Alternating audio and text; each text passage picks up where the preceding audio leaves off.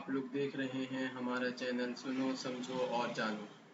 आप लोगों से गुजारिश है कि हमारे चैनल को सब्सक्राइब कीजिए, बेल के आइकॉन पे क्लिक कीजिए ताकि हमारी हर नई आने वाली वीडियो का नोटिफिकेशन आपको मिलता रहे।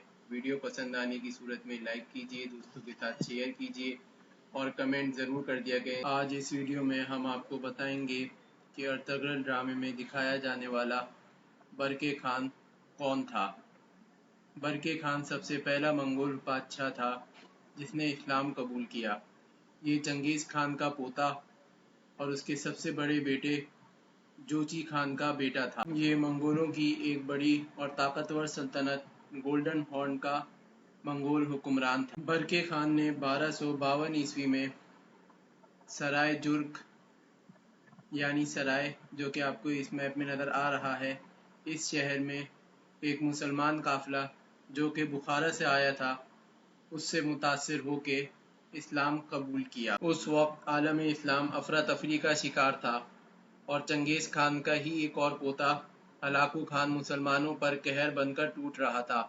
वो जहाँ भी जाता, जिस सल्तनत में भी जाता, मुसलमानों का खून बहाता और वहाँ पर इंसानी खोपड़ियों का मीनार बना देता था। हलाकू खान की अपनी बीवी एक ईसाई थी जो कि हलाकू खान को मुसलमानों का खून बहाने और उनके इलाके तबाह करने पर उकसाती रहती थी और हलाकू खान उसकी हर बात मानते हुए मुसलमानों का खून करता जाता और उन पर जुल्म करता जाता था। हलाकू खान उस वक्त मुसलमानों का सबसे अदीम शहर बगदाद, जो कि इल्म अदब का गहवारा था, उसको तबाह कर चुका था और खलीफा मुतसिम बिल्ला को कत्ल कर चुका था। अब वो वैसे ही फसाद और मुसलमानों पर जुल्म सितम बर्पा करना चाहता था मुसलमानों के अदीम शहर बैतुल मुक़द्दस और मक्का मदीना में। बैतुल मुक़द्दस और मक्का मदीना उस वक्त एक और मुसलमानों की सल्तनत ममलूक एम्पायर के अंदर में आते थे। बगदाद फतह करने और मुसलमानों के खलीफा मुतसिम बिल्ला को कत्ल करने के बाद अब हलाकू खान ने शाम का रुख किया। उस वक्त का शाम मौजूदा शाम की तरह छोटा ना था। उस वक्त के शाम में उर्दुन, लबनान, इसराइल और फ़लस्तीन भी शामिल थे। बगदाद को तबाह व बर्बाद करने के बाद और मुसलमानों के खलीफा को कत्ल करने के बाद अब हलाकू खान ने शाम का रुख किया। उस वक्त का शाम आज के मौजूदा शाम की तरह छोटा ना था। उस वक्त के शाम के अंदर उर्दन, लेबनान, इसराइल और फ़लस्तीन भी शामिल थे और वहाँ पर एक ताकतवर मुस्लिम हुक्मरान नासिरुद्दीन यूसुफ की हुकूमत थी जो कि सलाहुद्दीन अय्यूबी रहमतुल्लाह अलैह के पोते थे। लेकिन उन्हें भी हलाकू खान ने शिकस्त दी और अलीपो में मौजूद जामे मस्जिद को जला दिया गया। अब हलाकू खान की नज़रें एक और मुस्लिम हुक्मरान सैफुद्दीन कुतुज़, जिनकी एम्पायर ममलूक एम्पायर थी जो कि मिस्र में मौजूद थी, उसके ऊपर टिकी हुई थी, जिसके लिए उसने गज़ा में अपना एक बेस कैंप तामीर किया। लेकिन कुछ वजूहात की बिना पर उसे वापस मंगोलिया जाना पड़ा।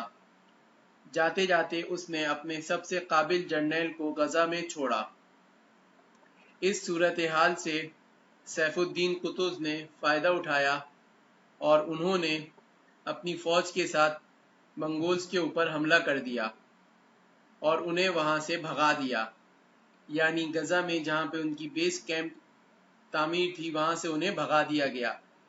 इसकी खबर जब हलाकू खान को पहुँची तो वो शदीद गुस्से में आ गया और उसने 1260 में एक बार फिर ममलूक एम्पायर के ऊपर हमला किया और ये जंग ऐने जालूत के मुकाम पर 1260 में लड़ी गई।